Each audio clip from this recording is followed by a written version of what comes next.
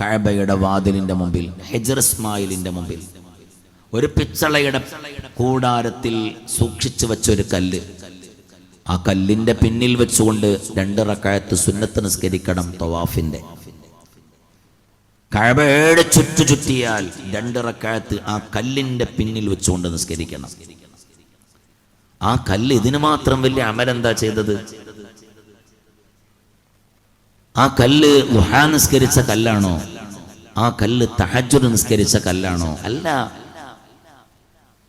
ആ കല്ലിന് ഇത്രയും വലിയ സ്ഥാനം പടച്ചോൻ കൊടുക്കാൻ കാരണം എന്തേ? ആ കല്ലിന്റെ ബേക്കിന്ന് മഹാനാകുന്ന മുസ്തഫ നബി തങ്ങൾ നിസ്കരിച്ചില്ലേ? ആ കല്ലിന്റെ ബേക്കിൽ നിന്ന് അബൂബക്കർ സിദ്ദീഖ് തങ്ങൾ നിസ്കരിച്ചിട്ടില്ലേ? റളിയല്ലാഹു അൻഹു. ഉമർ ഇബ്നുൽ ഖത്താബ് റളിയല്ലാഹു അൻഹു നിസ്കരിച്ചിട്ടില്ലേ? ഉസ്മാൻ റളിയല്ലാഹു അൻഹു നിസ്കരിച്ചില്ലേ? ആ കല്ല് ഇത്രമാത്രം ചെയ്ത അമലെന്താണ്? ആ കല്ല് പ്രണയിച്ചു, ഇഷ്ടം വെച്ചു, സ്നേഹിച്ചു. ആരെ? ഖലീലുല്ലാഹി ഇബ്രാഹിം നബി അലൈഹിസ്സലാമിനെ പ്രണയിച്ചത് കൊണ്ട് പടച്ചോൻ അങ്ങോട്ട് സ്ഥാനം കൊടുത്തു. പ്രണയം എന്നുള്ളത് അസ്ലാണ്. ഹബീബാ നബി തങ്ങളെ പ്രണയിക്കുക എന്നുള്ളത് പ്രണയമാണ് അസ്ല്. അതിന്റെ ഫറഅാണ് അവിടുന്ന് പഠിപ്പിച്ച തിരുസുന്നത്തുകൾ ജീവിതത്തിൽ പകർത്തുക എന്നുള്ളത്. ചില ആളുകളൊക്കെ പറയും പ്രണയമെന്ന് പറഞ്ഞാൽ അവിടുത്തെ പ്രവർത്തനങ്ങൾ, അവിടുത്തെ സുന്നത്തുകൾ ജീവിതത്തിൽ പകർത്തലാണെന്ന്. ഒരു മനുഷ്യൻ മുസ്തഫ നബി തങ്ങളെ തീരെ പ്രണയിച്ചിട്ടില്ല, പ്രണയം ഇഷ്ടം വെച്ചിട്ടില്ല. മുത്തുനബി പറഞ്ഞല്ലോ, ഉമ്മാനേക്കാൾ ഉപ്പാനേക്കാൾ സ്വന്തം ശരീരത്തിനേക്കാൾ ഒരാൾ എന്നെ ആത്മാർത്ഥമായിട്ട് സ്നേഹിച്ചിട്ടില്ലെങ്കിൽ അവൻ പരിപൂർണ മുഅ്മിനല്ല എന്ന്. ഒരാൾ മുത്തുനബിയെ പ്രണയിച്ചിട്ടില്ല, ഇഷ്ടം വെച്ചിട്ടില്ല, അയാൾ താടി നീട്ടിയിട്ടുണ്ട്. നബി തങ്ങളോടൊക്കെ അയാൾക്ക് ഒരു ഇഷ്ടമില്ല, അയാൾ തഹജ്ജുദ് നിസ്കരിക്കുന്നുണ്ട്. നബി തങ്ങളോട് അയാൾക്ക് വലിയൊരു പ്രണയമൊന്നുമില്ല, അയാൾ ദുഹാ നിസ്കരിക്കുന്നുണ്ട്. നബി സല്ലല്ലാഹു അലൈഹി വസല്ലമ തങ്ങളോട് ഒരു ഇഷ്ടമില്ല, പക്ഷെ ആ മനുഷ്യൻ തിരുസുന്നത്തുകളൊക്കെ ജീവിതത്തിൽ പകർത്തുന്നുണ്ട്. അതുകൊണ്ട് എന്ത് ഫായിദ, എന്ത് ഫലം? പ്രണയമാണ് അസ്ല്, മറ്റത് ഫറഅാണ്. ഒരാൾക്ക് മുത്തുനബിയോട് അടക്കാൻ കഴിയാത്ത പ്രണയമുണ്ട് എങ്കിൽ അവൻ പരിപൂർണ മുഅ്മിനാണ്. മുത്തുനബി മുഹമ്മദ് മുസ്തഫ സഹാബത്ത് അതിന്റെ മാതൃകയല്ലയോ? ഇപ്പൊ പ്രണയത്തിന് ചില ആളുകളൊക്കെ അർത്ഥം വെക്കൽ തുടങ്ങിയിട്ടുണ്ട്. പ്രണയത്തിന് അങ്ങനെ അർത്ഥം വെക്കലുണ്ടോ? പ്രണയത്തിനൊരർത്ഥമുണ്ടോ? പ്രണയ വാക്കിനർത്ഥമുണ്ടോ? ഇഷ്ക് പാടുമ്പം പലതും പാടിപ്പോവാണ്, അർത്ഥമുണ്ടോ? പഴയ കാലത്ത് സുലൈമാൻ നബി അലൈഹിസ്സലാം ജീവിച്ചിരിക്കുന്ന കാലത്തെ 2 കുഞ്ഞു കുരുവികൾ തമ്മിൽ സംസാരിക്കുന്നത് സുലൈമാൻ നബി അലൈഹിസ്സലാം കേട്ടു. സുലൈമാൻ നബി അലൈഹിസ്സലാമിന് കേൾക്കാനുള്ള കഴിവുണ്ടായിരുന്നു. അതിലൊരു കുഞ്ഞുകുരുവി പറയാണ് മറ്റേ അതിൻ്റെ ലൈനിനോട്, അതിൻ്റെ എന്താണ് പറയാ, അതിൻ്റെ പ്രിയപ്പെട്ട കാമുകിയോട് പറയാണ്, എടി, അതായത് പക്ഷികൾ, ആൺപക്ഷിയും പെൺപക്ഷിയും, ഈ ആൺപക്ഷി പെൺപക്ഷിയോട് പറയാണ്, എടി, ഞാൻ പറയുന്നത് പോലെ നീ കേട്ടിട്ടില്ല എങ്കിൽ, എന്നെ നീ വിഷമിപ്പിച്ചിട്ടുണ്ട് എങ്കിൽ, ഈ കാണുന്ന വലിയ പർവ്വതം ഞാൻ എടുത്തുകൊണ്ടുവന്ന് നിന്റെ ദേഹത്തേക്ക് ഞാൻ വലിച്ചെറിയും. ഇതാര് കേട്ടു? സുലൈമാൻ നബി അലൈഹിസ്സലാം കേട്ടു. ചിരിച്ചുപോയി സുലൈമാൻ നബി അലൈഹിസ്സലാം. ചിരിച്ചപ്പോ ഈ കുഞ്ഞുക്കുരുവി സുലൈമാൻ നബി അലൈഹിസ്സലാമിനോട് ചോദിച്ചു, എന്തിനാ നിങ്ങൾ ചിരിക്കണേ? സുലൈമാൻ നബി അലൈഹിസ്സലാം പറഞ്ഞു, നിന്റെ ഈ വാക്ക് കേട്ട് ചിരിച്ചു. അതാ ആ മരത്തിന്റെ മുകളിൽ നിന്ന് ഒരു ഇല പൊക്കാൻ എന്നെ കൊണ്ട് കഴിയോ? ഒരു ഇല പൊക്കാൻ എന്നെ കൊണ്ട് കഴിയൂലല്ലോ. അങ്ങനത്തെ ജാണല്ലോ എൻ്റെ ഈ കുഞ്ഞു നാവ് കൊണ്ട് പറഞ്ഞത്. ആ മല മൊത്തം എടുത്ത് എൻ്റെ മേത്തേക്ക് ഞാൻ കൊണ്ട് വലിച്ചെറിയും. ആ വാക്ക് കേട്ട് ചിരിച്ചു. അതാണ്. അപ്പൊ ഈ കുഞ്ഞുക്കുരുവിയാണ്ട് ചിരിച്ചു വിട്ടു. ചിരിച്ചപ്പോൾ സുലൈമാൻ നബി അലൈഹിസ്സലാം ചോദിച്ചു കുഞ്ഞുക്കുരുവിയോട്, നീ എന്തിനാ ചിരിച്ചത്? ഞങ്ങൾ തമ്മിൽ പറഞ്ഞത് പ്രണയവാക്കാ.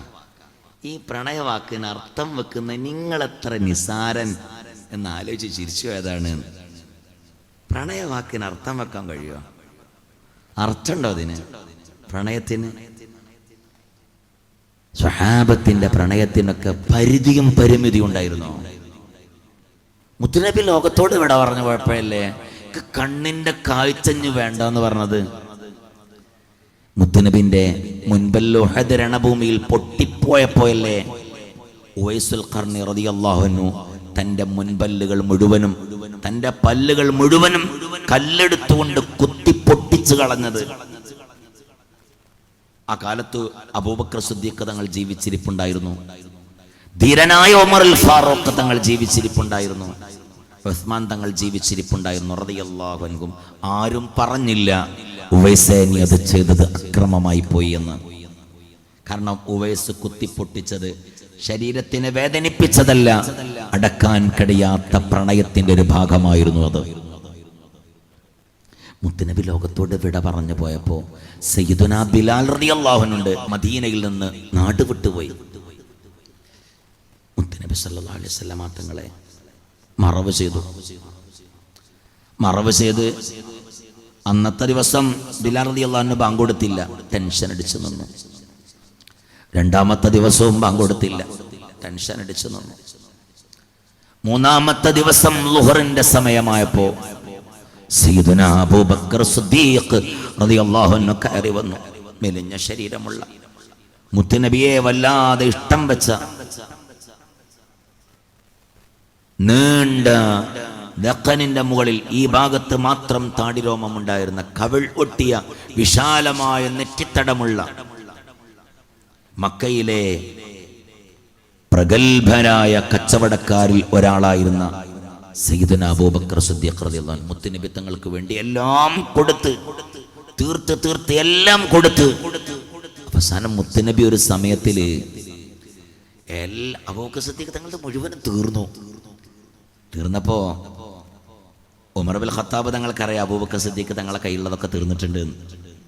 എനിക്കെന്റെ അബൂബക്കറിനൊന്ന് പരാജയപ്പെടുത്തണമെന്ന് ചിന്തിച്ചു പോയി ഉമർ ഇബ്നുൽ ഖത്താബ് റളിയല്ലാഹു അൻഹു. മുത്തുനബി ഒരു സമയത്തിൽ ചില വസ്തുക്കൾ ആ സ്വഹാബത്തിനോട് കൊണ്ടുവരാൻ പറഞ്ഞു, സദഖ ചെയ്യാൻ വേണ്ടി പറഞ്ഞു. സ്വഹാബത്ത് സദഖയുടെ വസ്തുക്കളുമായി മുത്തുനബി തങ്ങളുടെ അരികിൽ ചെന്നു. മദീനത്ത് വെച്ചുകൊണ്ടാണ്, ഓരോരുത്തരും ഇങ്ങനെ കൊണ്ടുകൊടുക്കുകയാണ്. അപ്പൊ മുത്തുനബി ചോദിക്കാണ്, പതിവില്ലാത്തൊരു ചോദ്യം, അല്ല ഉസ്മാനെ, ഇത് തോനണ്ടല്ല, ഇനി എന്റെ വീട്ടിലെന്താ നീ ബാക്കി വെച്ചത്? ഉസ്മാൻ ഇബ്നു അഫ്ഫാൻ റളിയല്ലാഹു അൻഹു പറഞ്ഞു, മുത്തുനബിയെ ഇതിനേക്കാൾ ധാരാളം ഇനി എന്റെ വീട്ടിലുണ്ട് നബിയെ. ഉമർ ഇബ്നുൽ ഖത്താബ് തങ്ങൾ പറഞ്ഞു, കൊണ്ടുവന്ന് കുറേ മുതൽ കൊണ്ടുകൊടുത്തു. ഉമർ ഇബ്നുൽ ഖത്താബ് തങ്ങളോട് മുത്തുനബി ചോദിച്ചു, ഇത് തോനണ്ടല്ലോ ഉമറേ, എന്റെ വീട്ടിൽ എത്ര ബാക്കിയുള്ളത്? ഉമർ ഇബ്നുൽ ഖത്താബ് തങ്ങൾ പറഞ്ഞു, ഇതിനേക്കാളും തോൻ എൻ്റെ വീട്ടിൽ ഇനിയും ബാക്കിയുണ്ട് നബിയെ. അവസാനം എല്ലാവരോടും ചോദിച്ചപ്പോൾ എല്ലാവരുടെയും മറുപടി ഇത് തന്നെ. സയ്യിദുനാ അബൂബക്കർ സിദ്ദീഖ് തങ്ങൾ അവസാനമായി സദഖ ചെയ്യാൻ വേണ്ടി വസ്തുവുമായിട്ട് വന്നു. മുത്തുനബി സല്ലല്ലാഹു അലൈഹി വസല്ലമ തങ്ങളുടെ സുപ്രയുടെ അരികിലിരുന്നു. സുപ്രയിലേക്ക് അബൂബക്കർ സിദ്ദീഖ് തങ്ങൾ കൊണ്ടുവന്ന വസ്തു നിക്ഷേപിച്ചു. മുത്തുനബി തങ്ങളുടെ കണ്ണുകൾ നിറഞ്ഞുപോയി.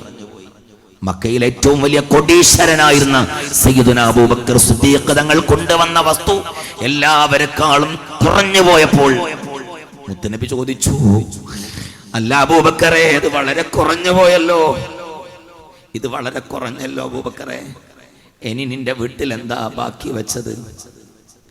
പാവം സയ്യിദുനാ അബൂബക്കർ സിദ്ദീഖ് തങ്ങൾ മുത്തുനബി തങ്ങളോട് ഇങ്ങനെ ചാരി നിന്ന് അവിടത്തെ ചെവിയിലേക്ക് അബൂബക്കർ സിദ്ദീഖ് തങ്ങൾ ചുണ്ടടുപ്പിച്ചു വെച്ചുകൊണ്ട് പറഞ്ഞു, യാ റസൂലല്ലാഹ്, ഇനി എന്റെ വീട്ടിൽ അല്ലാഹുവും റസൂലുമല്ലാത്ത വേറൊന്നുമില്ല നബിയേ.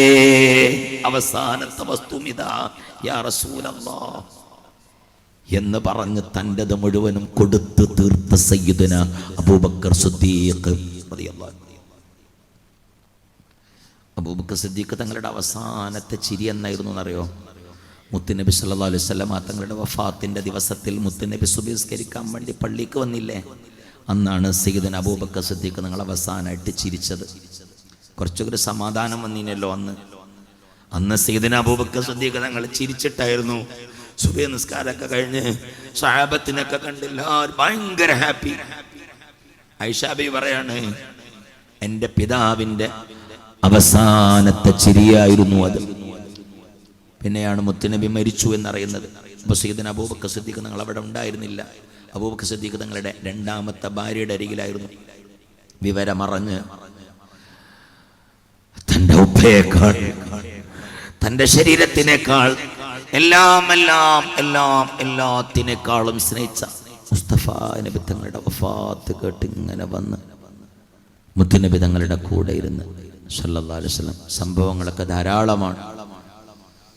ആ ഹബീബിനെ മറവ് ചെയ്ത് അബൂബക്കർ സിദ്ദീഖ് തങ്ങളും ടെൻഷൻ അടിച്ചിരിക്കുക. അപ്പോഴാണ് മൂന്നാമത്തെ ദിവസം പള്ളിക്ക് ഇങ്ങനെ അബൂബക്കർ സിദ്ദീഖ് തങ്ങൾ വരുമ്പം ബിലാൽ, കറുകറുത്ത ബിലാൽ ഇങ്ങനെ ഇരിക്കുന്നുണ്ട്. കറുകറുത്ത നിഗ്രോകാരനായ ബിലാൽ. ബിലാൽ ഉമയ്യത്തിൻ്റെ അടിമയായിരുന്നു. ആ ബിലാലിനെ മോചിപ്പിച്ചത് സയ്യിദുനാ അബൂബക്കർ സിദ്ദീഖ് തങ്ങളാണ്.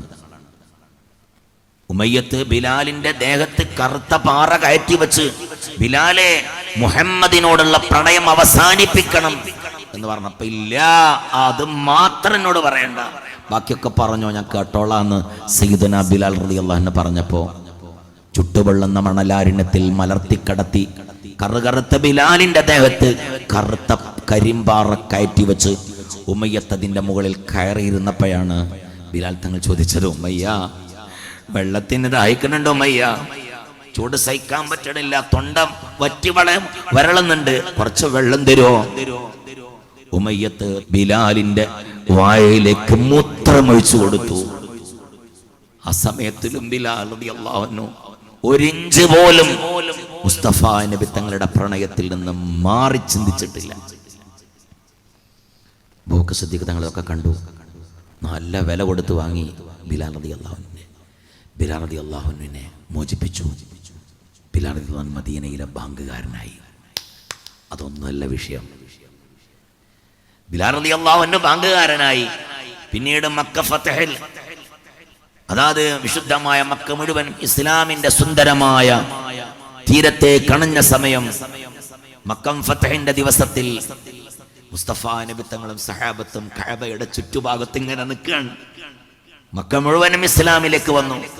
ആ സമയത്ത് ലക്ഷങ്ങളുടെ ഇടയിൽ, സഹാബത്തിന്റെ ഇടയിലൂടെ മുത്തുനബി തങ്ങളുടെ കണ്ണുകൾ ഇങ്ങനെ ഓടുകയാണ്.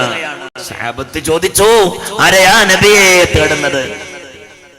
മുത്തുനബി പറഞ്ഞു, എന്റെ ബിലാൽ എവിടെ? എന്റെ ബിലാൽ, നിഗ്രോകാരനായ ബിലാൽ എവിടെ? ബിലാൽ റളിയല്ലാഹു അൻഹു സഹാബത്തിന്റെ ഇടയിലൂടെ തിക്കിത്തിരക്കി മുത്തുനബി സല്ലല്ലാഹു അലൈഹി വസല്ലം തങ്ങളുടെ അരികിൽ വന്ന് നിന്ന്, എന്തിനാ നബിയെ ചോദിച്ചത്? ബിലാലെ,